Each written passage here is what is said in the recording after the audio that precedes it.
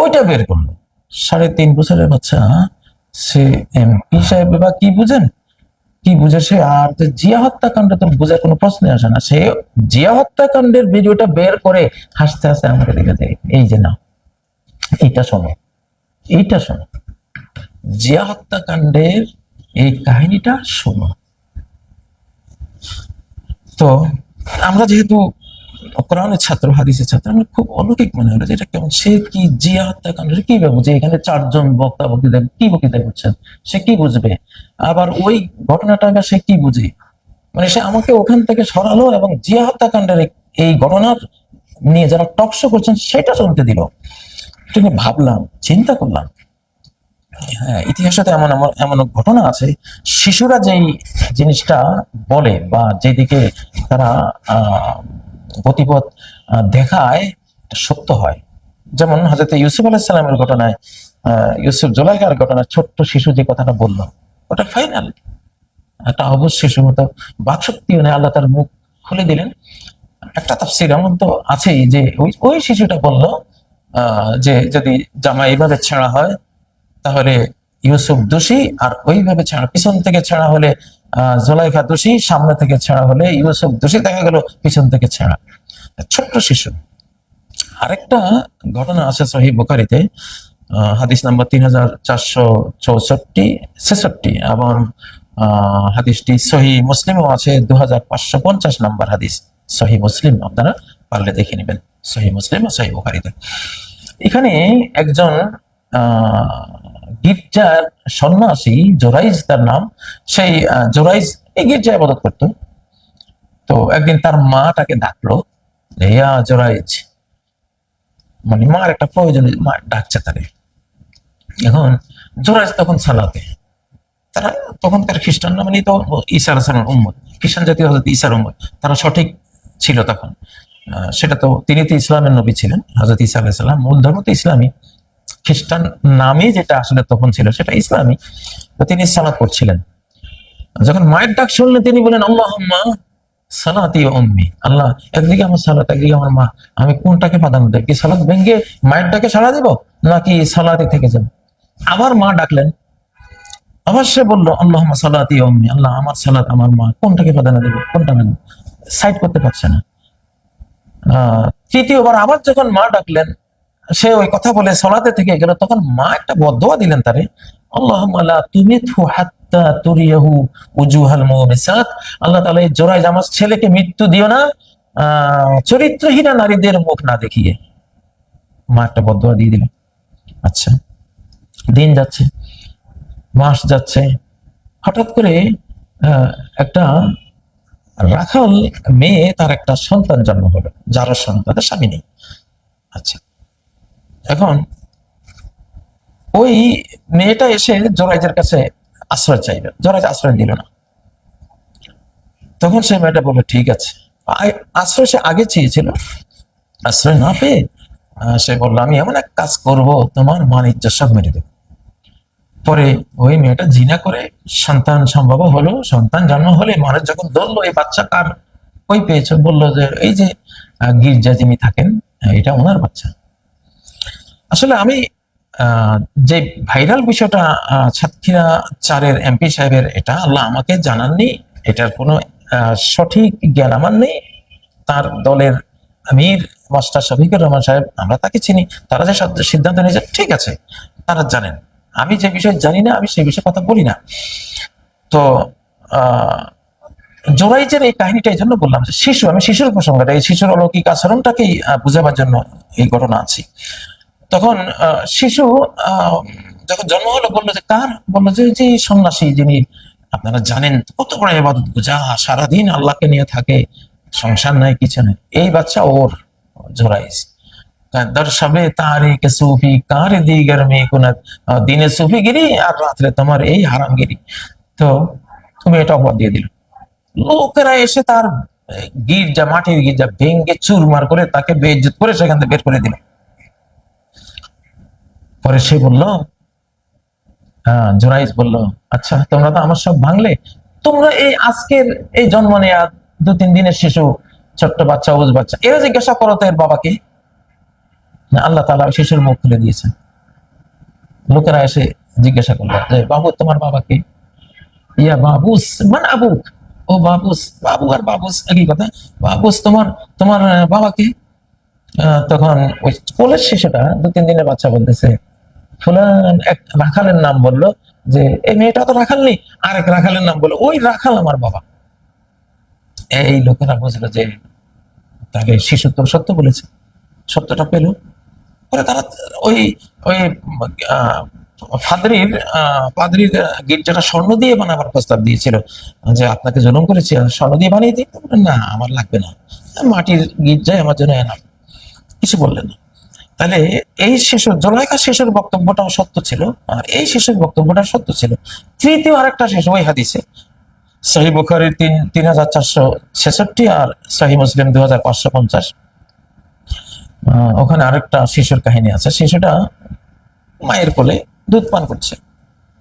তো মা খুব একজন রাজকীয় ফিগারের পুরুষকে দেখলেন, পুরুষকে দেখে দোয়া করলেন, আল্লাহুম্মা জাআল ইবনি মিসলা, আল্লাহ আমার এই শিশুকে এই এই লোকের মতো করেন। শিশু দুধ পান করা বাদ দিয়ে মুখ খুলে বললো, আল্লাহুম্মা লা তাজআলনি মিসলা, আল্লাহ তুমি এই লোকের মতো আমারে করো না। শিশু কিন্তু ভাষা জানে না, মাত্র কয়েকদিনের দুধের শিশু। আল্লাহ তার মুখ খুলে দিয়েছেন, সে বলে আল্লাহ এর মতো আমাকে বানান না। আচ্ছা, এরপরে কিছু দূর যেতে ওই মা দেখলো একটা কিশোরী বা একটা তরুণী মেয়েকে মানুষ পেটাচ্ছে, তাকে শাসন করছে, তাকে মান ইজ্জত হরণ করছে, বিভিন্ন ধরনের তাকে বেইজ্জত করছে।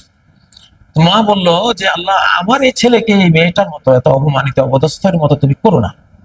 শিশু দুধ খাওয়া বাদ দিয়ে সে দোয়া করছে আল্লাহর কাছে, আল্লাহুম্মা জাআলনি মিসলাহা, আল্লাহ তুমি আমাকে এর মতো করো। তারপরে শিশু মুখ খুললো যে মা, ছোট্ট বাচ্চা, সে কিন্তু এখনো কথা বলে না, কথা জানে না, আল্লাহ তার মুখ খুলে দিয়েছেন। সে কি বললো, তুমি যে এই লোকটা বড় লোক, রাজকীয় ফিগারের লোক, তুমি আমাকে তার মতো হয় যেন দোয়া করেছো। এই লোকটা খুব জাব্বার, অহংকারী, শেঠ, তো এই জন্য আমি আল্লাহর কাছে চেয়েছি যে আল্লাহ তার মতো করুন। আর এই মেয়েটিকে মানুষ জুলুম করতেছে, চুরির অপবাদ দিয়ে, বিভিন্ন অনৈতিকতার অপবাদ দিয়ে তাকে পেটাচ্ছে, অপদস্থ করছে। তো অথচ আমি জানি এই মেয়েটার কোনো দোষ নেই, আর তুমি বললে কি আল্লাহ এই মেয়ের মতো আমার ছেলেকে করো না। আমি জানি যে সে তো ভালো, আমি তো ভালোর মতো হতে চাই, এই জন্য দোয়া করলাম, আল্লাহুম্মা জাআলনি মিসলাহা, আল্লাহ আমাকে তার মতো করো। তো এই যে 3টা ঘটনা, আরো এমন অনেক ঘটনা আছে, শিশুদের মানে 11টির মতো ঘটনা আছে, এখানে 3টা আপনাদেরকে বললাম। আমার সামনে যে শিশুটা ছোট্ট অবশিশু, এই তো এমপি সাহেব কি বুঝেন, আর প্রেসিডেন্ট জিয়া আজকে 45 বছর আগের ঘটনা, এটা কি বুঝেন? শিশুটা যেভাবে মোবাইল কেড়ে নিল, কেড়ে নিয়ে আমাকে সে এইভাবে আহ, ওই প্রোগ্রামটাকে দূরে ঠেলে দিয়ে প্রেসিডেন্ট জিয়ারটাকে এনে আমাকে দিয়ে হাসতেছে যে এইটা দেখো। আমি আর কোনো কথা বলবো না। এইসব শিশুরা ফেরেশতা, এগুলো আধ্যাত্মিক, এই জন্য তাদের কোনো নামাজও জানে, কারণ এটা আল্লাহর কাছ থেকে মাত্র আসলো, ভালো আছে, 15 বছর পর্যন্ত ভালো থাকবে, ফেরেশতার মতোই থাকবে। তো এই জন্য আল্লাহ তাদের কোনো ইবাদতের কোনো চাপ দেন নাই। এইসব শিশুরা যখন কোনো আচরণ করে, আমি খুব ভেবেছি যে এটা তো স্বাভাবিক কোনো কথা না। বাংলাদেশের সামনে হয়তো কোনো বড় বিপদ অপেক্ষমান আছে, এই জন্য জিয়া হত্যাকাণ্ড খুব ভাইরাল হোক, এর নাড়ি ভুঁড়ি জ্বর শেকড় DNA RNA electron proton neutron একেবারে এটার একেবারে ওই যে গড পার্টিকলস বলে না, সেদিকে কথা, মানে সর্বক্ষুদ্র পর্যায়ে পর্যন্ত কে আছে সব বেরিয়ে আসুক, এটা তো চায় না। কারা চায় না? এমন হিংসুক দেশ আছে না? আছে। এখন এই ঘটনাটি পরিকল্পিত ভাইরাল করা হোক অথবা আপনা হতে ভাইরাল হোক, কিন্তু এর দ্বারা ক্ষতি হচ্ছে কি, যে হত্যাকাণ্ডের মতো একটা ভয়াবহ জাতীয় বিপর্যয়ের ঘটনা চাপা পড়ছে। দয়া করে আপনারা এগুলি নিয়ে, ওই জিনিসটা নিয়ে আপনাদের এই মাতামাতি করার কোনো দরকার নেই, ওটা গেছে, বিচার হয়ে গেছে, শেষ। ওটা নিয়ে আর কোনো কথা দরকার। জিয়া হত্যাকাণ্ডকে ভাইরাল করুন, টকশো করুন, আলোচনা করুন, পত্র পত্রিকা লিখুন, রেডিও টিভিতে, এইটার একেবারে ছাল বাকলা বের করে খুনিদের বিচার করে, বাঘকে খুন করেছে ওই খুনিকে বিশ্বের দরবারে প্রকাশ করে ছেড়ে দেবো আমরা ইনশাআল্লাহ, যাতে আগামী দিনগুলিতে আমাদের বাংলাদেশের কোনো কাউকে নিয়ে এই জাতীয় চক্রান্ত না করে, কোন রাষ্ট্র নায়ককে বা কোনো দলীয় ইসলামিক ভালো নেতৃবৃন্দকে বা বাংলাদেশ প্রেমিক, বাংলা ভাষা প্রেমিক, বাংলা বাংলাদেশের যে স্বধর্ম আছে সেই স্বধর্ম প্রেমিক, আল্লাহ প্রেমিক, এদেরকে যাতে ঘায়ল করতে না পারে।